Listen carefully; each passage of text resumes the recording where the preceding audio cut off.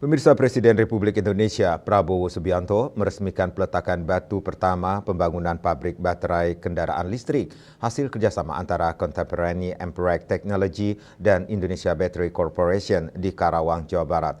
Presiden menekankan pembangunan industri baterai kendaraan listrik menjadi langkah penting menuju kemandirian energi nasional.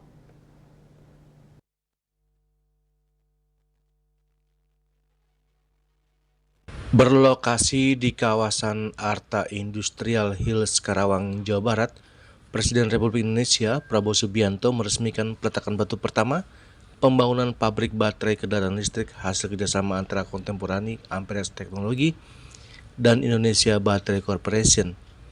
Proyek strategis nasional ini menelan investasi sekitar 6 miliar dolar AS atau setara 97,07 triliun rupiah. Presiden Prabowo Subianto menekankan pembangunan industri baterai kendaraan listrik menjadi langkah penting menuju kemandirian energi nasional.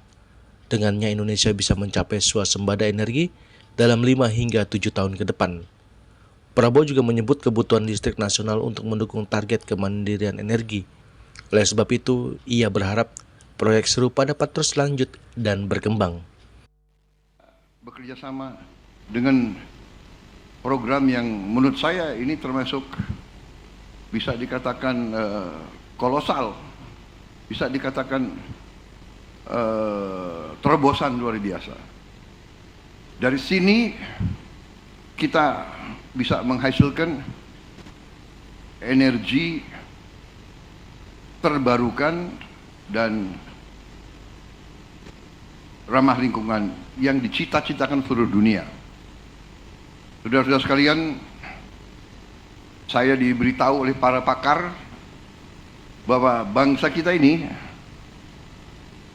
sungguh-sungguh bisa swasembada energi, dan hitungan saya tidak lama, 5 tahun, paling lambat 6 tahun, 7, kita bisa swasembada energi. Dan